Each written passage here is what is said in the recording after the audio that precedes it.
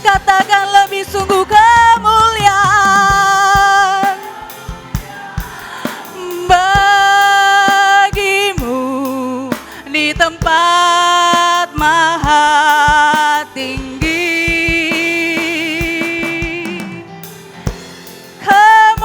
Kemuliaan bagimu di tempat maha tinggi, di tempat maha tinggi, di tempat maha tinggi,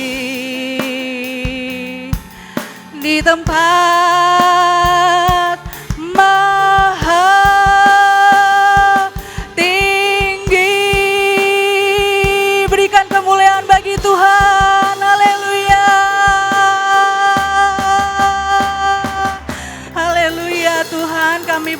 bersyukur Tuhan kami boleh ada sebagaimana kami ada pada saat ini merayakan ibadah Natal bersama Tuhan. Dan biarlah Tuhan kami ingin memuji dan memuliakan nama-Mu saja. Dan yang siap untuk diberkati Tuhan katakan. Amin. Haleluya. Berikan salam kanan kirimu, katakan selamat hari Natal. Haleluya. Kesukaan boleh kita peroleh saat ini, amin. Biarlah nama Tuhan saja yang dipermuliakan. Haleluya. Kesukaan bagi dunia, penebus datanglah.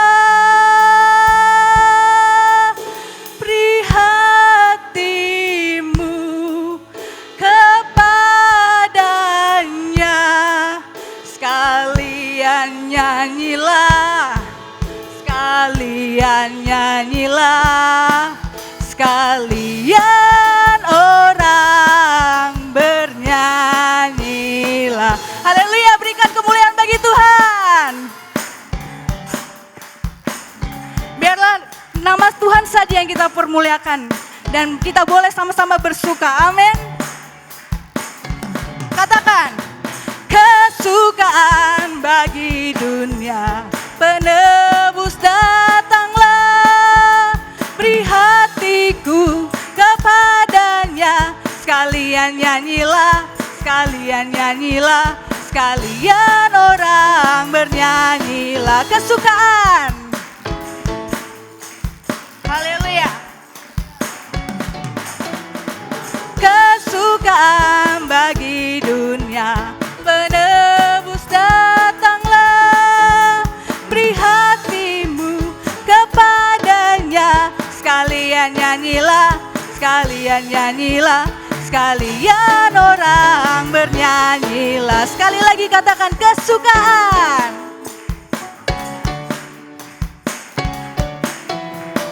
Kesukaan bagi dunia, penebus datanglah, beri hatimu kepadanya, sekalian nyanyilah, sekalian nyanyilah, sekalian orang bernyanyilah, sekalian nyanyilah, sekalian nyanyilah, sekalian orang bernyanyilah, sekalian nyanyilah, sekalian nyanyilah, sekalian orang bernyanyilah. Haleluya. Masih tetap memuji Tuhan, amin. Katakan, hai mari berhimpun.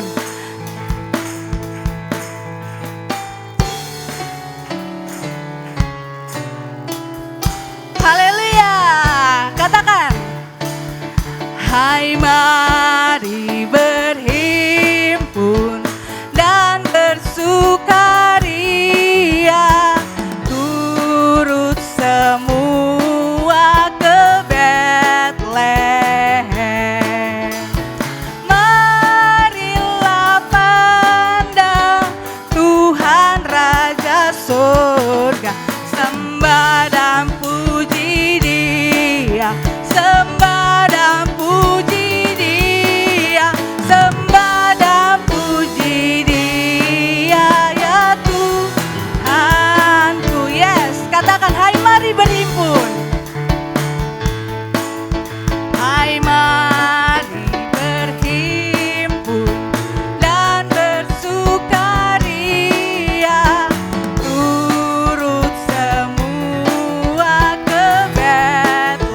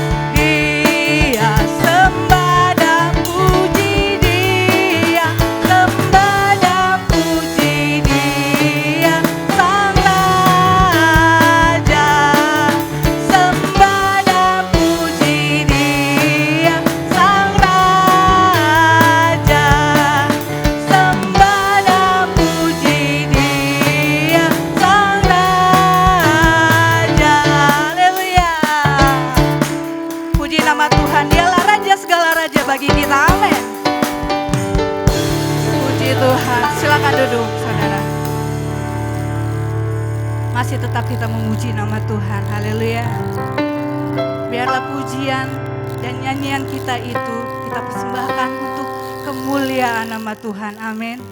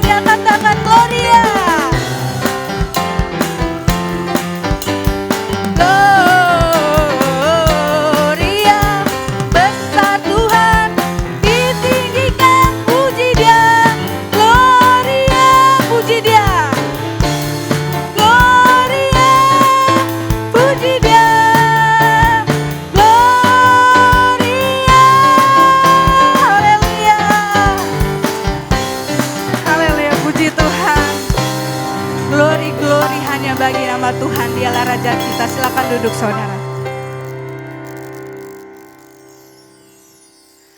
Puji Tuhan, Dia telah datang ke dunia, Dia telah lahir, Dia begitu indah dan mulia bagi kita, bagi kehidupan kita Tuhan.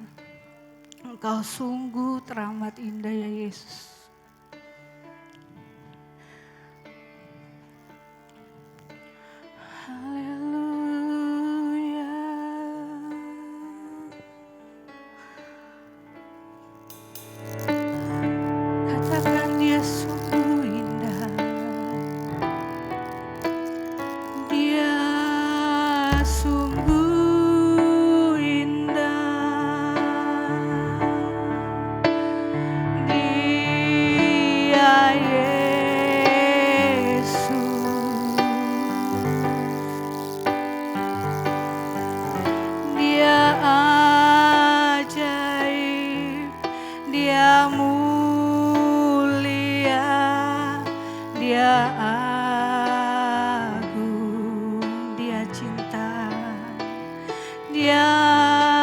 Cinta daku dan ampuniku.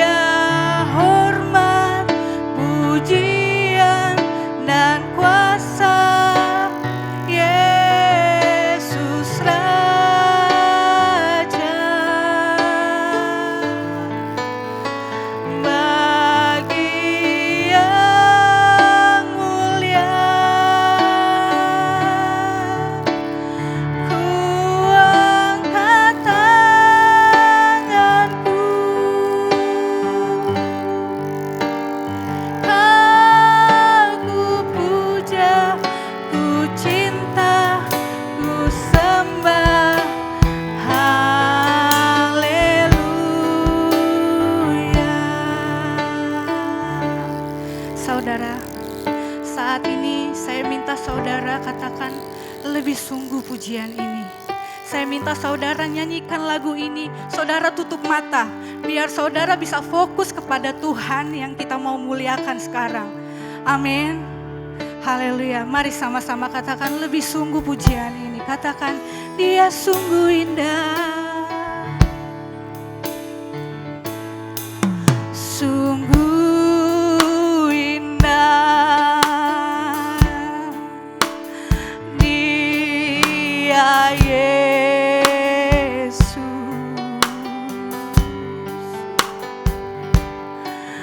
Dia ajaib, Dia mulia, Dia agung, Dia cinta kami. Padaku dan ampuniku,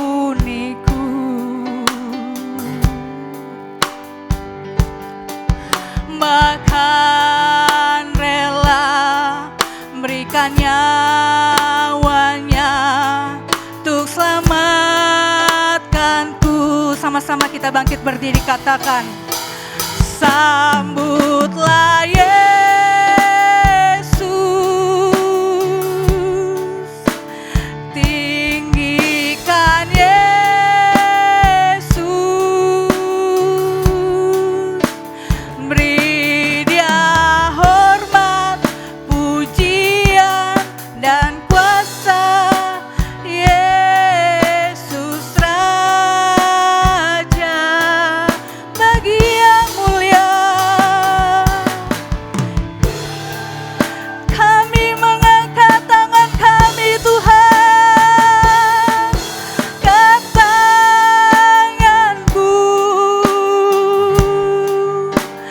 Kau ku puja, ku cinta, ku sembah. Haleluya. Jemaat saja katakan, sambutlah Yesus. Sambutlah Yesus, ini kami Tuhan.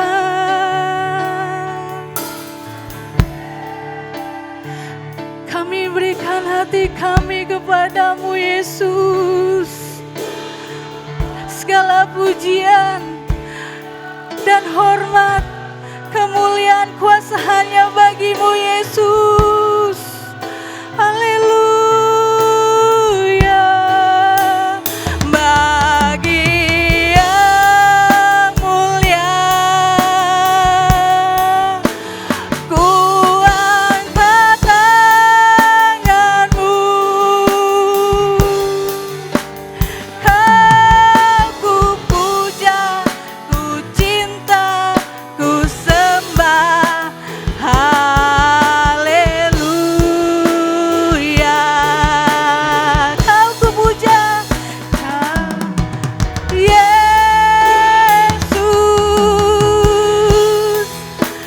tinggikan Yesus, beri Dia hormat, hormat, pujian dan kuasa. Yesus Raja bagi yang mulia, ku angkat tanganku, Kau ku puja, ku cinta, ku sembah. Haleluya. Kau ku puja, Kau ku puja, ku cinta, ku sembah. Haleluya.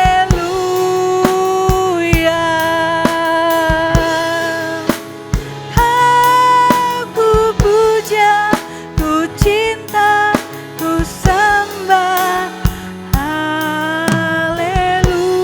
Haleluya. Saya berikan saudara saat ini kesempatan untuk menyembah Tuhan. Biarlah nama Tuhan yang kami muliakan. Haleluya. Dialah Raja segala raja. Berikan ucapan syukurmu saat ini. Haleluya. Glory, glory bagimu Yesus. Kau yang kami muliakan Tuhan. Kau yang kami agungkan. Terima kasih Yesus. Haleluya, haleluya. Engkau tahu isi hati kami Tuhan, kerinduan kami Tuhan, pergumulan kami Engkau tahu Yesus. Haleluya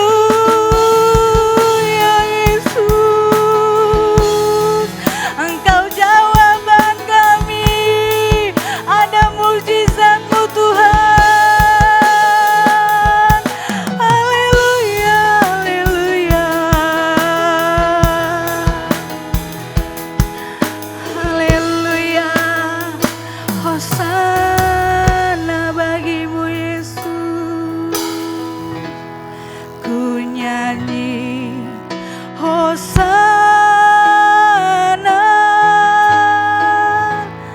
bagi Rajaku yang duduk di tahta.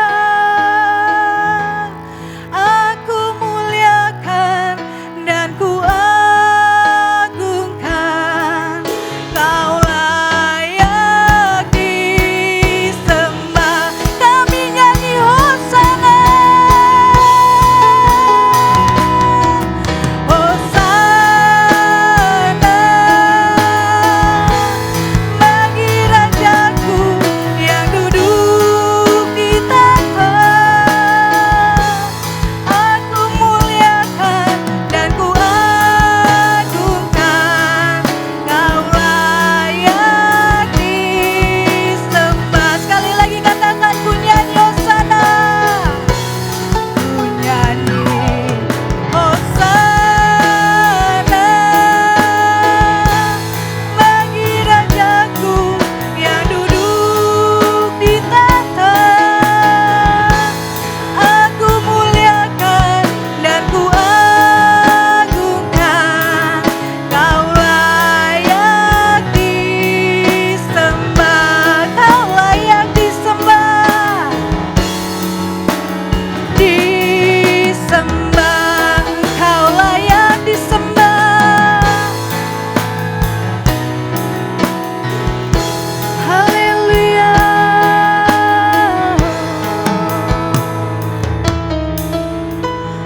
Segala pujian kami Tuhan, penyembahan kami sudah nyanyikan hanya bagi nama-Mu Tuhan. Dan tiba saatnya kami Tuhan saat ini mau diberkati Tuhan melalui kebenaran firman-Mu.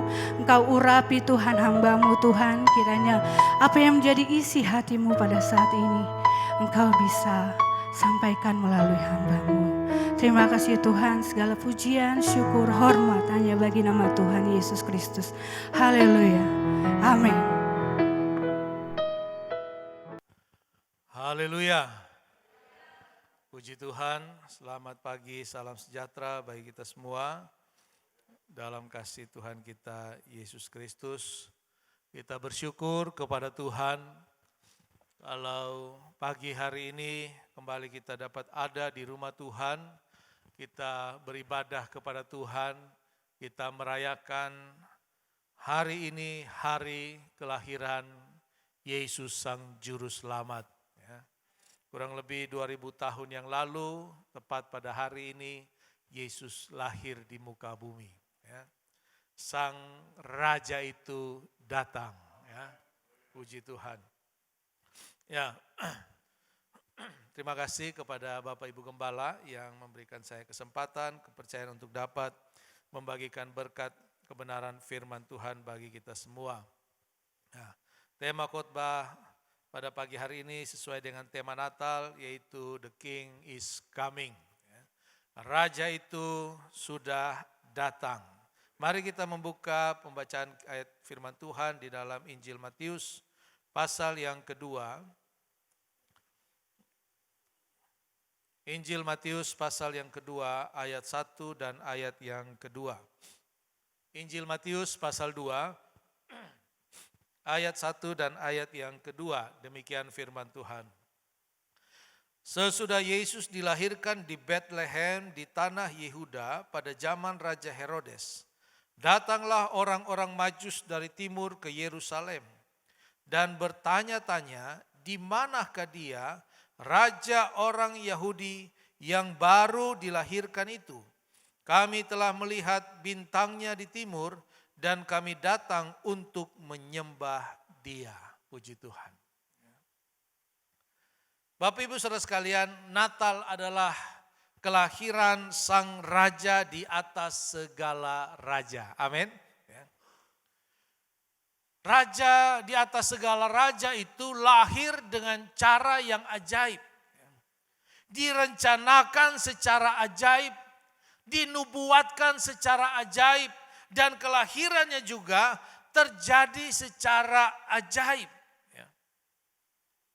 Ketika Yesus lahir ke dalam dunia ini, dia bukan hanya diperkenalkan, kelahirannya bukan hanya diperkenalkan kepada para gembala yang mewakili orang-orang yang termarginalkan, orang-orang yang terpinggirkan. Para gembala ini pada zaman Yesus lahir dianggap sebagai orang-orang kelas rendah, orang-orang rakyat jelata. Orang-orang yang pekerjaannya bukan pekerjaan dalam status sosial yang tinggi. Mereka hidup di padang penggembalaan. Mereka siang, malam, mereka ada di padang. Mereka tidak ada di dalam kelas sosial masyarakat pada masa itu. Tetapi kelahiran Sang Juru Selamat bukan hanya disampaikan kepada orang-orang miskin ini. Disampaikan juga kepada orang-orang yang cerdik cendekiawan. Orang-orang pandai, orang-orang yang terpandang. Yaitu para Majus. Orang-orang Majus itu orang-orang pintar. Mereka ahli astronomi. Mereka orang-orang ahli astrologi, ilmu perbintangan. Sehingga mereka bisa tahu bintang yang menunjukkan kelahiran seorang raja. Nah, lewat tanda yang diberikan oleh Tuhan itu, para Majus yakin bahwa telah lahir seorang raja yang mulia, raja yang besar, lebih mulia dan lebih besar dari raja mereka sendiri. Sehingga mereka datang mencari Yesus. Yang kita akan pelajari pada pagi hari ini, bagaimana sikap orang-orang Majus menyambut kehadiran sang raja itu. Bagaimana sikap daripada orang-orang kaya, orang-orang terpandang ini, orang-orang yang pintar ini, terhadap kehadiran sang raja di atas segala raja itu. Kalau kita bicara tentang doktrin, tentang teori, semua orang tahu, saudara. Saya percaya jemaat Tuhan di tempat ini tahu, paham firman Tuhan. Tapi yang seringkali menjadi persoalan orang-orang percaya, bukan pada pengetahuannya, tetapi pada sikapnya. Ini yang seringkali jadi persoalan, saudara. Kita sebagian besar kita itu dari sekolah minggu. Mungkin saya tidak tahu ya, ada mungkin di antara kita yang baru pindah ya. Baru jadi orang percaya. Tapi saya percaya sebagian besar kita bertumbuh dari sekolah minggu. Tapi berapa banyak orang percaya yang kemudian menyambut kelahiran Yesus itu sebagai raja di atas segala raja itu. Nah, hari ini kita mau belajar dari orang Majus yang notabene sebenarnya mereka bukan orang percaya, saudara. Mereka sebenarnya orang kafir. Kadang-kadang ketika orang kafir itu bertobat, mereka lebih rohani daripada kita yang orang percaya, saudara. Ketika orang itu baru mengenal Kristus, orang yang hidupnya hancur, lebur, berantakan. Wah, itu dia lebih militan daripada kita yang orang percaya dari lahir ini. Orang-orang Majus ini menunjukkan perbedaan, saudara. Yang pertama, apa yang mereka lakukan? Mereka mencari Dia dengan sungguh-sungguh. Diperkirakan orang Majus ini berasal dari Babel, daerah di sebelah timur. Perjalanannya bukan perjalanan yang singkat, saudara. Itu perjalanan yang jauh, perjalanan yang butuh perjuangan, perjalanan yang butuh pengorbanan, saudara. Lagian siapa juga, mereka juga tidak kenal raja ini. Dan raja ini bukan raja mereka.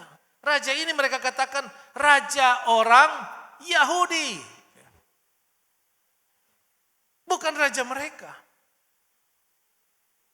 Tetapi kerinduan untuk mengenal raja baru ini membuat mereka berjuang, berusaha untuk mencari dengan sungguh-sungguh, saudara. Mereka tahu ada yang berbeda dari raja yang baru lahir ini. Ada yang tidak biasa dari raja yang baru lahir ini, saudara. Ini sikap daripada orang Majus. Tidak jarang kita ini, sikap kita terhadap kehadiran Tuhan tidak seperti sikap daripada orang Majus ini. Seringkali sikap kita itu masa bodoh. Masa bodoh. Coba kita lihat di dalam ayat yang ke-3 sampai ayat yang ke-6. Ayat 3, ketika Raja Herodes mendengar hal itu, terkejutlah ia beserta seluruh Yerusalem. Maka dikumpulkannya semua imam, kepala dan ahli Taurat bangsa Yahudi. Lalu dimintanya keterangan dari mereka, di mana Mesias akan dilahirkan. Mereka berkata kepadanya, di Betlehem, di tanah Yudea, karena demikianlah ada tertulis dalam kitab Nabi. Dan engkau Betlehem tanah Yehuda, engkau sekali-kali bukanlah yang terkecil di antara mereka yang memerintah Yehuda. Karena daripadamulah akan bangkit seorang pemimpin yang akan menggembalakan umatku Israel. Oh, mereka paham firman Tuhan, saudara. Mereka mengutip Mika pasal 5 ayat yang pertama. Hai Betlehem Efrata, engkau bukanlah yang terkecil di antara kaum-kaum Yehuda. Karena daripadamu akan bangkit seorang yang akan memerintah Israel. Paham, mereka tahu firman Tuhan. Mereka kenal firman Tuhan. Waktu ditanya Raja Herodes, betul atau tidak ada raja? Oh betul. Di mana? Di Betlehem. Lalu, ya biasa aja. Apakah mereka mengikuti orang Majus ini? Tidak. Mereka kembali ke rumah mereka masing-masing. Saudara lihat ya. Seringkali pemahaman pengetahuan kita kepada firman Tuhan tidak sejalan dengan perilaku kita. Tidak sejalan dengan tindakan-tindakan rohani kita, saudara. Kita tahu firman Tuhan, kita tahu. Bangsa Israel tahu, para imam tahu. Tapi mereka masa bodoh. Oh tenang, gampang. Hidup masih panjang. Belanda masih jauh. Tenang. Kalau tidak bisa datang hari Minggu ini, hari Minggu depan masih ada. Kalau minggu depan gak ada, minggu depannya lagi masih ada. Selama Tuhan Yesus belum datang, saudara, minggu depan itu selalu ada. Amin. Tapi kita ini belum tentu ada di minggu depan. Nah itu masalahnya, saudara. Ya. Kita ini loh, ini belum tentu ada di minggu depan. Kita kan sering, kalau aduh saya baru kemarin loh bicara sama dia. Hari ini, rip. Nah, ya.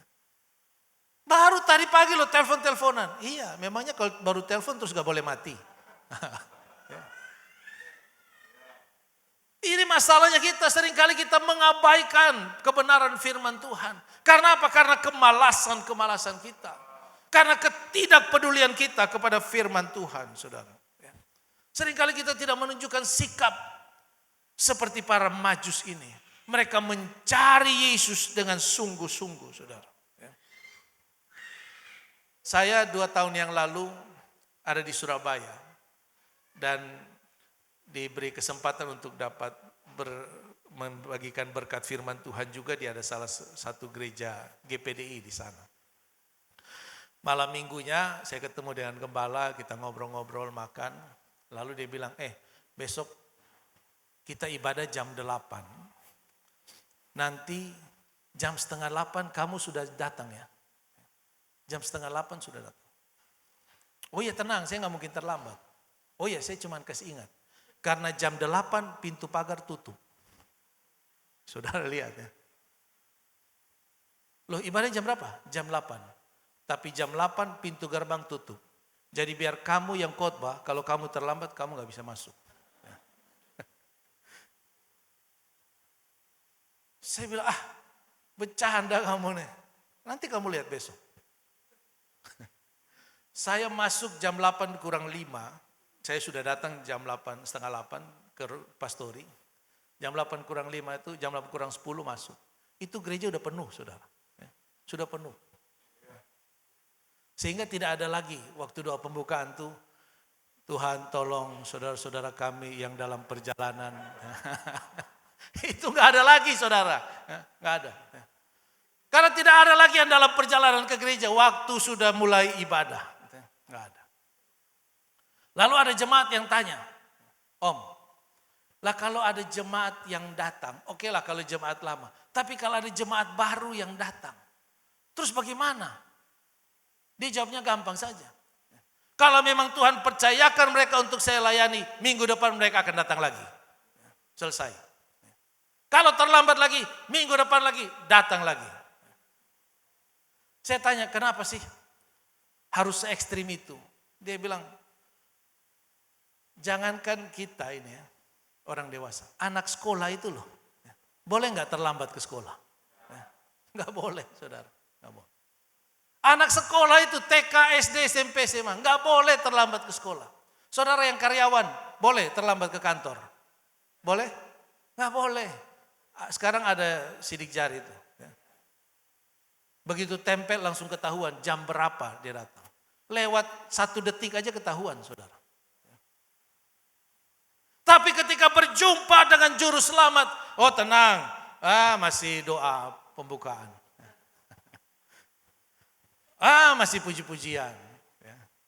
Ya udah firman, minggu depan aja lah. Kalau kita tidak pernah serius dengan Tuhan, saudara, bagaimana mungkin kita minta Tuhan serius dengan hidup kita? Gak mungkin, gak mungkin. Kita main-main dengan Tuhan. Tapi kita mau Tuhan segera menjawab doa kita. Tuhan segera mendengar seruan kita. Tuhan bilang, kamu sehat?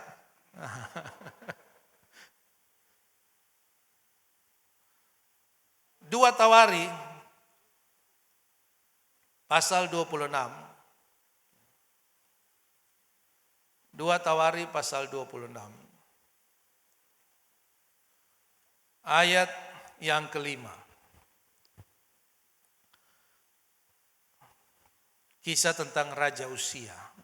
2 Tawari 26 ayat 5. Ia mencari Allah selama hidup Zakaria yang mengajarnya supaya takut akan Allah. Dan selama ia mencari Tuhan, Allah membuat segala usahanya berhasil. Selama dia mencari Tuhan, Allah membuat segala usahanya berhasil, saudara. Kata mencari dalam terjemahan dari bahasa aslinya itu dikatakan seperti orang yang mencari darah untuk transfusi. Saya lihat di Facebook itu beberapa waktu lalu ada seorang hamba Tuhan di Jawa Barat.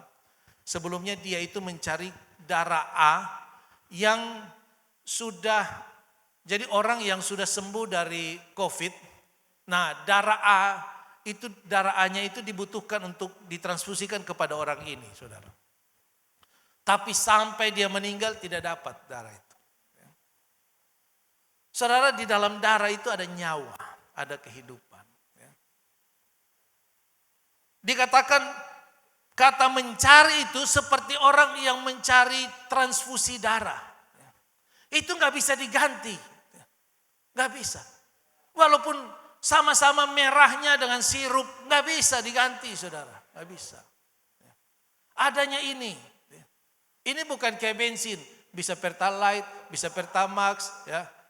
Kalau nggak ada duit bisa premium. Ini di sini mungkin nggak ada lagi premium. Nggak bisa diganti, saudara. Ini suatu kebutuhan yang tidak tergantikan, yang harus didapatkan.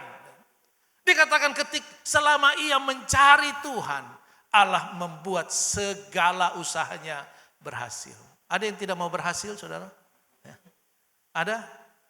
Berhasil mah nanti aja. Saya lagi menikmati hidup dalam penderitaan. Saya lagi senang-senangnya menderita. Berhasil mah gampang, nanti aja. Ya puji Tuhan kalau begitu, saudara. Tapi kalau saudara mau berhasil di dalam apapun yang engkau kerjakan, mulai mencari Tuhan. Amin. Mulai mencari Tuhan. Seperti yang dilakukan oleh para Majus ini. Mereka tidak ada kepentingan apa-apa sebenarnya dengan raja itu.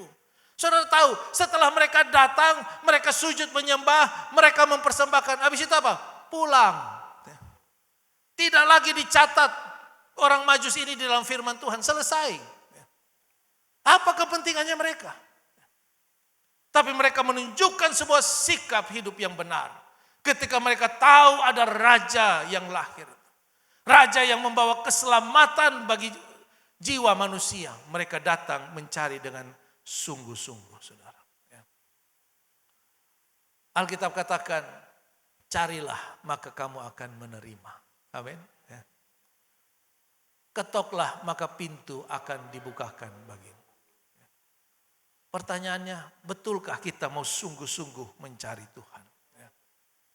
Apakah kita sudah sungguh-sungguh mencari Tuhan? Tuhan Yesus katakan, kasihilah Tuhan dengan segenap hatimu, dengan segenap kekuatanmu, dengan segenap jiwamu, dengan segenap akal budimu. Kalau kita mau refleksi kehidupan kita di akhir tahun 2020 ini, sepanjang tahun 2020, bagaimana sikap kita di dalam mencari Tuhan? Apakah kita sudah sungguh-sungguh mencari Tuhan? Apakah kita sudah segenap hati mencari Tuhan? Kalau belum, saudara, masih ada kesempatan. Kalau masih ada nafas di dalam tubuh ini, artinya masih ada kesempatan. Amin. Pergunakan kesempatan dengan sebaik-baiknya. Karena kita tidak pernah tahu kapan waktu kita itu tiba, saudara. Tidak pernah tahu. Penyakit corona ini penyakit yang ajaib, saudara. Dia bisa ada di dalam orang tanpa tanda-tanda lahiriah. Ini kan luar biasa. Kalau orang gatal-gatal, itu kelihatan gitu ya. Tapi kalau ini nggak kelihatan, nggak rasa, nggak tahu. Yang penderitanya saja bisa tidak rasa, saudara, bisa tidak tahu. Karena itu mari di dalam hari-hari yang semakin sulit, Tuhan katakan kalau Tuhan tidak mempersingkat waktu ini, jangan-jangan tidak ada yang selamat, saudara. Karena tantangan hidup bukan semakin ringan, tantangan hidup semakin berat, saudara. Kalau itu mari kita mau mencari Tuhan dengan sungguh-sungguh. Sekalipun harus mengorbankan keletihan tubuh kita mungkin. Kita mungkin merasa tidak mood, lagi tidak bergairah. Lupakan semua itu, saudara. Yang penting kita bisa mendapatkan persekutuan dengan Tuhan. Mendapatkan perjumpaan pribadi dengan Tuhan. Filipi pasal 2 katakan, Yesus di dalam kesetaraannya dengan Allah tidak menganggap hal itu sebagai milik yang harus dipertahankan. Tapi yang mengosongkan dirinya. menghilangkan, bahasa Inggris katakan with no reputation, tanpa reputasi apapun. Dia mengosongkan dirinya, berkenosis. Untuk apa? Turun ke dalam dunia, berjumpa dengan manusia secara pribadi, saudara. Kita harusnya bangga. Tidak ada Allah dari agama apapun yang mau turun ke dalam dunia berjumpa dengan manusia, saudara. Nggak ada. Allah-Allah yang lain duduk enak di surga mereka masing-masing. Hanya Tuhan kita ini yang mau turun ke dalam dunia, berjumpa dengan saudara dan saya. Karena itu kita harus punya kebanggaan sebagai orang Kristen. Kebanggaan sebagai orang percaya, saudara. Bahwa kita punya Allah yang luar biasa. Nah, yang berikut dari orang Majus, apa yang bisa kita lihat? Kembali kepada Injil Matius pasal yang kedua. Ayat yang ke-11a. Injil Matius pasal 2 ayat 11a. Maka masuklah mereka ke dalam rumah itu dan melihat anak itu bersama Maria, ibunya, lalu sujud menyembah dia. Haleluya. Ketika mereka berjumpa dengan anak Yesus, jadi bukan bayi, ya. Bukan datang di tempat Yesus lahir, tapi ini Yesus sudah besar, sudah berumur kira-kira 1 tahun lebih, hampir 2 tahun. Dikatakan ketika mereka melihat anak itu, mereka sujud menyembah dia. Sikap yang kedua dari orang Majus, ketika berjumpa dengan raja itu, mereka sujud menyembah. Amin. Kata menyembah dipakai kata proskuneo, yang artinya tiarap, saudara. Bukan berlutut saja, tiarap. Arti yang lain seperti anjing yang menjilat kaki tuannya. Anjing binatang yang setia itu. Dia menjilat kaki tuannya. Seperti itulah sikap penyembahan, saudara. Banyak orang lebih senang menjilat para pemimpin. Ya. Daripada seperti Maria yang duduk di kaki Yesus, menyeka dengan rambutnya. Penyembahan itu penting, saudara. Ya.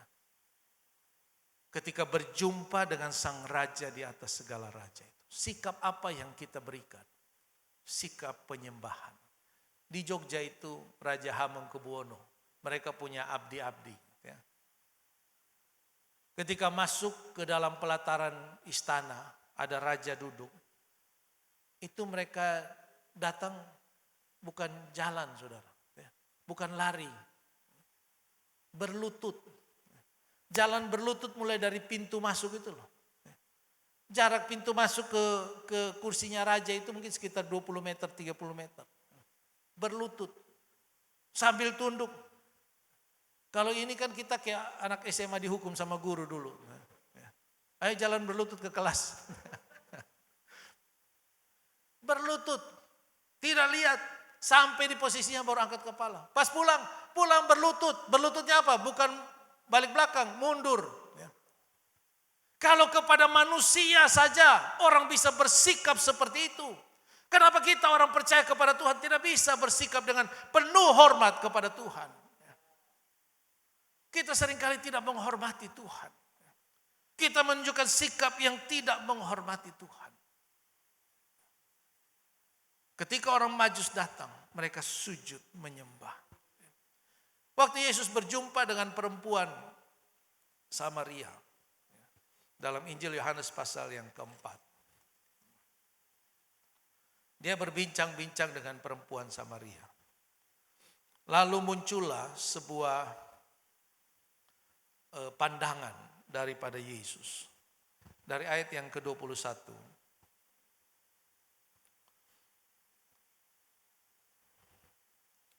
Injil Yohanes pasal 4 ayat yang ke-21.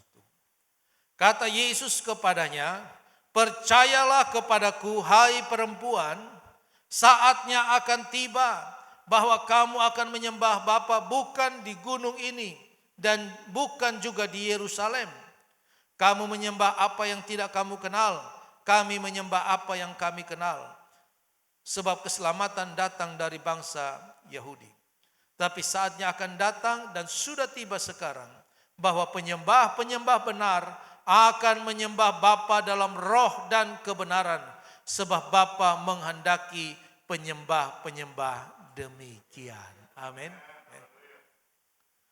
Perempuan ini orang Samaria. Orang Samaria itu sejak pembuangan di Babel mereka terpisah dengan orang-orang Yahudi. Mereka membangun tempat peribadatan mereka sendiri di Gunung Gerisim. Masing-masing punya Alkitab yang sama, menggunakan Taurat juga. Tapi tempat penyembahan mereka berbeda. Perempuan itu bilang, "Oh, kalau kami beribadah di gunung ini." Tuhan Yesus bilang, "Iya betul. Kamu sebagai orang Samaria menyembah di Gunung Gerisim. Kalau kami sebagai orang Yahudi, kami menyembah di Yerusalem." Kamu gereja mana? Oh, saya Pantekosta. Kamu? Oh, saya GBI. Kamu? Oh, saya Betani. Kamu? Oh, saya GKI. Banyak. Tuhan Yesus bilang apa? Akan datang waktunya kamu bukan lagi menyembah di Gunung Gerisim. Kami juga tidak lagi menyembah di Yerusalem. Tapi semua orang percaya akan menyembah di dalam roh dan kebenaran. Sekarang itu sepertinya nubuatan Yesus itu tergenapi, saudara. Ketika terjadi PSBB, gak ada istilah kamu gereja di mana. Gak ada lagi gereja, saudara. Semua beribadah di rumah masing-masing. Gak ada lagi. Kamu gereja mana? Saya ngobrol sama jemaat di Kupang itu.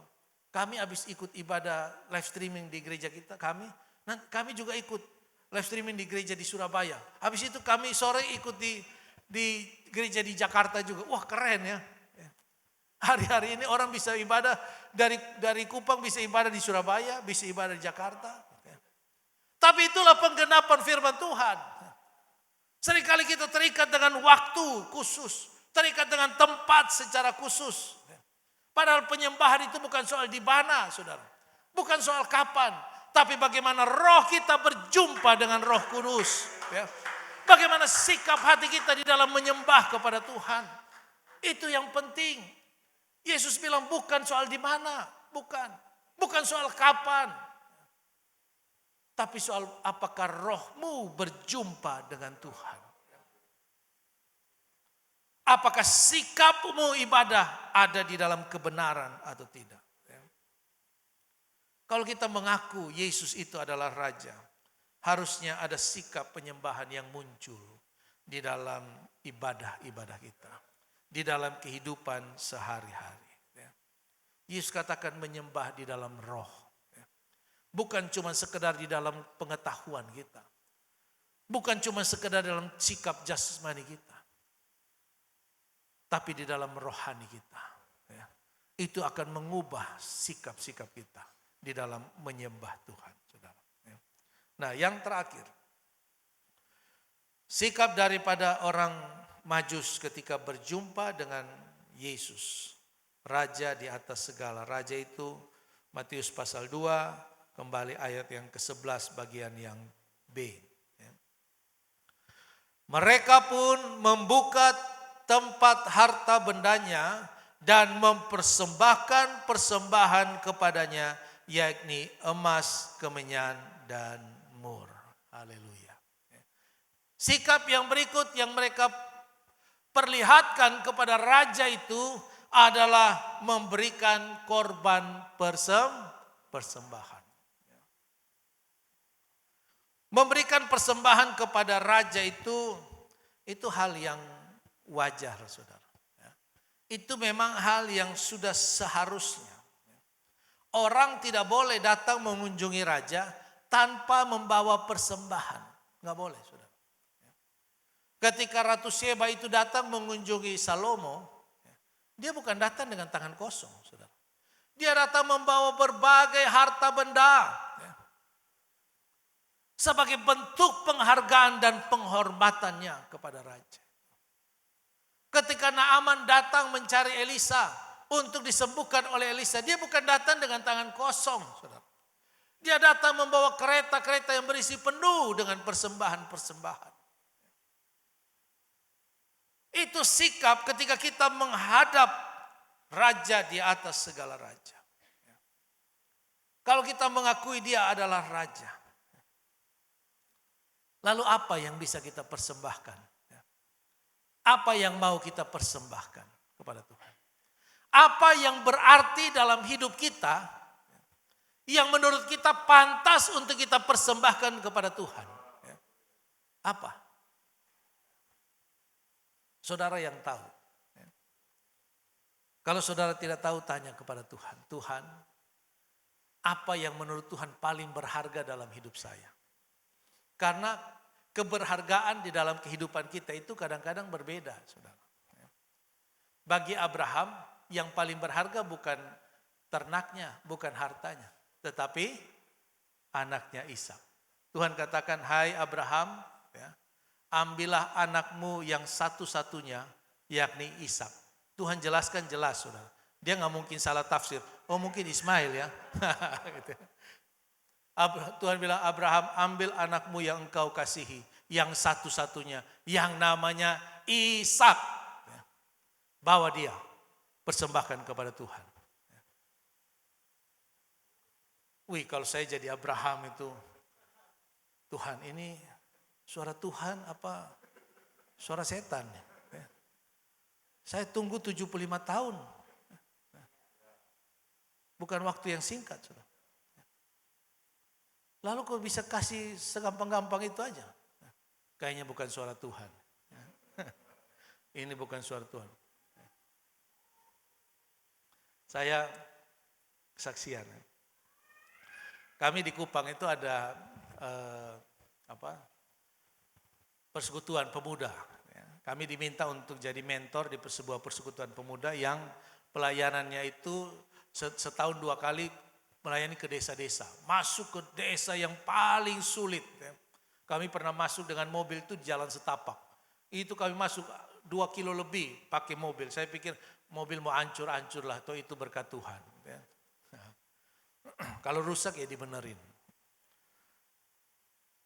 Nah, setiap kali mau pergi, kita doa. Ya. Sudah ditentukan waktunya kapan, lalu kita doa seminggu sekali. Nah, minggu terakhir mereka buat laporan. Oh ini untuk anak sekolah minggu, untuk persembahan semua sudah tersedia Om.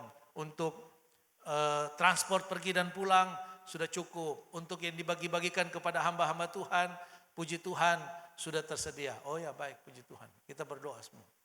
Habis berdoa pulang. Pulang sudah di jalan saya bilang sama istri saya, saya lapar, kita mampir makan. Saya nggak ada uang. Loh, tadi kamu ada pegang uang? Iya, tapi saya sudah kasih di pemuda itu. Hah? Kasih buat apa? Ya kasih saja. Loh bukannya kamu tadi sudah dengar, semuanya sudah cukup. Semuanya sudah ada. Yang nggak tahu, Tuhan gerakan saya untuk kasih. Kamu kasih berapa? Kasih semua. Kalau kasih itu kira-kira.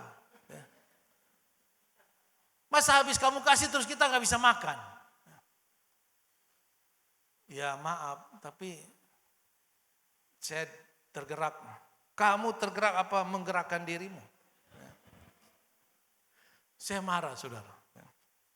Waktu di jalan pulang, saya bilang sudah pulang aja. Di jalan pulang ditelepon, belum sampai rumah ditelepon. Ada anggota persekutuan kita. Om ada di mana? Oh kita lagi di jalan pulang. Oh iya kami ada di rumah. Ada perlu, oke baik. Tunggu ya sampai di rumah saudara. Ada apa ibu? Dia sama anaknya laki-laki. Ini om, yang om waktu itu doakan kami buat CV. Nah ini kami dapat proyek. Oh ya puji Tuhan. Nah ini perpuluhan dari dana proyek yang pertama ini kami mau kasih. Kita berdoa, mereka pulang, saya buka 5 juta rupiah, saudara. Enggak 24 jam, tidak tunggu 1 jam, saudara. Tuhan ganti 10 kali lipat. Tapi mau enggak kita berkorban? Kadang-kadang, ini bukan suara Tuhan. Masa suara Tuhan suruh saya jadi miskin begini? Masa Tuhan mau saya menderita seperti ini? Saudara jangan berbantah-bantah dengan suara Tuhan, saudara. Amin. Kalau Tuhan menggerakkan dirimu, lakukan saat itu juga, saudara. Jangan gunakan akal sehatmu, karena akal sehatmu tidak berharga di hadapan Tuhan. Ketika dia mau berkarya di dalam hidupmu, saudara. Wah, saya nangis, saya minta ampun sama Tuhan. Saudara lihat, kalau kita mau berkorban. Tidak ada, saudara, berkat itu tanpa pengorbanan itu gak ada. Yesus untuk bisa memperoleh saudara dan saya, dia berkorban. Dia meninggalkan kealahannya. Dia meninggalkan kehidupannya yang nyaman di sorga sana. Turun ke dalam dunia, menjadi hamba, bahkan mati. Kata surat Filipi katakan, bahkan mati sebagai orang yang paling hina di kayu salib. Apalagi yang kurang, pengorbanan Yesus. Kita menuntut Yesus berkorban seperti apa lagi? Tidak ada, saudara. Kalau pertanyaannya Yesus kepada kita, apa yang bisa kamu korbankan? Ketika Yesus berjumpa dengan pemuda itu, pemuda kaya itu.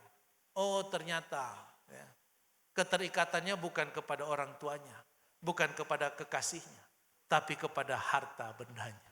Tuhan Yesus bilang serahkan itu, jual kepada orang miskin, bagikan, ikut saya. Aduh susah, susah. Waktu kami pulang ke Kupang, saudara, tahun 2016, kami pulang 0. Mau bangun sekolah, ada hamba Tuhan senior bilang, kamu tuh sudah S2 tapi bodoh. Sakit hati, saudara. Tapi saya tahu, oh iya memang gak apa-apa lah, karena ada S3 yang harusnya lebih pintar dari saya. Kalau saya sudah S3 baru dibilang bodoh, itu saya gak terima. Tapi karena masih S2 aja gak apa-apa lah dibilang bodoh. Kamu mau bangun sekolah, uang dari mana? Gak ada. Kamu kan hamba Tuhan, harus jadi gembala dulu. Kalau kamu jadi gembala, kamu bisa punya berkat untuk bangun sekolah. Logikanya masuk, saudara. Tapi masalah saya ini pulang ke Kupang, bukan dipanggil sebagai gembala. Saya dipanggil sebagai pengajar, sebagai guru. Dan visi Tuhan jelas membangun sekolah pendidikan. Saya bilang gak apa-apa. Nanti kita lihat, saya bisa bangun sekolah atau tidak. Tahun 2016 kita pulang bulan Mei, bulan Juni. Mei 2017 kami membuka sekolah kami. Mei 2019 kami meresmikan gedung sekolah kami. Bukan gembala, tidak ada bisnis. Tidak ada satupun proposal yang kami keluarkan, saudara. Tidak ada. Saya bilang ini proyeknya Tuhan. Bukan proyek saya. Tuhan yang harus bayar. Saya hanya kerja. Kalau ada uang, saya kerja. Tidak ada uang, berhenti. Prinsipnya seperti bangsa Israel dituntun oleh tiang awan dan tiang api. Kalau tiang awan berhenti, ya berhenti. Berapa lama? Enggak tahu. Kalau tiang awan jalan, ya jalan. Tiang awan berhenti di Gunung Sinai 1 tahun lebih, ya berhenti. Masa kita begini-begini aja di Gunung Sinai, tidak buat apa-apa. Pokoknya selama tiang awan belum bergerak, jangan coba bergerak. Tahun kedua kami ada di sana. Sekolah kami diresmikan. Siapa yang resmikan? Ibu Gubernur NTT. Wah, saudara. Kami melihat pernyataan Tuhan yang luar biasa. Ketika apa? Ketika mau berkorban. Meninggalkan hal-hal yang sebenarnya secara manusia layak untuk dipertahankan, saudara. Tapi demi panggilan Tuhan. Apakah Tuhan kasih tahu ke saya, tenang, nanti kalau kamu sampai di sana, semua saya sediakan. Enggak ada suara Tuhan begitu. Enggak ada. Tuhan tidak bilang di Abraham, tenang. Pokoknya nanti saya siapkan semua. Tapi saya jalan kemana ini? Sudah, pokoknya diam saja. Nanti di jalan saya kasih tahu kamu. Abraham jalan gak tahu mau kemana, saudara. Pokoknya jalan aja. Saudara bayangkan. Kalau saudara jalan. Kamu keluar dari rumah. Kemana Tuhan? Pokoknya jalan aja. Ini bukan suara Tuhan. Tuhan gak mungkin bercanda begini nih. Lalu apakah ketika Abraham sampai di tanah Kanaan? Lalu semuanya oke? Tidak. Dia mengalami kelaparan, dia lari ke Mesir, saudara. Dia lari dari panggilan Tuhan. Pulang dari Mesir bawa Hagar. Itu akibatnya lari ke Mesir. Kembali bawa Hagar, jadilah Ismail. Apa yang Abraham tabur ribuan tahun yang lalu, hari ini kita tuai, saudara.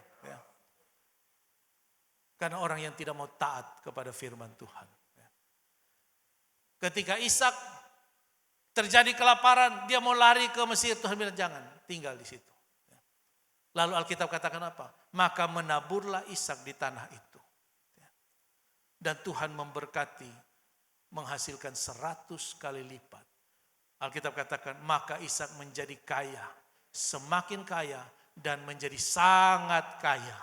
Di masa apa? Di masa kekeringan, masa kelaparan, saudara. Apa yang dia tabur? Yang seharusnya menjadi pegangannya untuk makan itu loh. Harus ditabur oleh dia. Mari saudara. Tuhan kita itu Tuhan yang sudah memberikan segalanya. Jangan kita jadi orang yang begini. Pokoknya semua hanya untuk diri kita sendiri. Semua hanya untuk diri kita sendiri. Kita tidak akan pernah mengalami mujizat Tuhan. Saudara. Kita tidak akan pernah mengalami berkat Tuhan. Kita semua tahu apa yang harus kita persembahkan. Yang berharga di dalam hidup kita. Dalam Roma pasal 12 ayat yang pertama. Dikatakan persembahkanlah tubuhmu. Sebagai persembahan yang hidup. Yang kudus. Yang berkenan kepada Allah. Itu adalah ibadahmu yang sejati. Kalau hidup kita saja kita persembahkan kepada Tuhan. Apalagi waktu kita. Apalagi tenaga kita. Apalagi pikiran dan keuangan kita. Tidak ada yang akan kita tahan. Mari saudara, kita mau menghadapi tahun 2021 tidak menentu saudara. Vaksin yang akan diberikan juga belum jaminan. Apakah itu akan berfungsi dengan baik? Tidak ada yang menjamin juga. Tetapi ada raja di atas segala raja yang menjamin kehidupan saudara dan saya. Asal kita mau mencari dia dengan sungguh-sungguh. Asal kita mau menyembah dia dengan penuh kerendahan hati. Memberikan korban dari kehidupan kita. Korban yang berkenan kepada Tuhan. Saudara, Yesus adalah Raja. Amin. Walaupun kita tidak mencari dia, dia tetap Raja, saudara. Walaupun kita tidak menyembah dia, dia tetap Raja. Walaupun kita tidak mau berkorban kepada dia, dia tetap Raja, saudara. Hidupnya tidak tergantung kepada kita. Hidup kitalah yang tergantung kepada Tuhan. Yohanes pasal 15 ayat yang kelima Tuhan Yesus katakan, di luar aku kamu tidak dapat berbuat apa-apa. Amin. Puji Tuhan. Demikianlah firman Tuhan kiranya memberkati kita. What a wonderful name.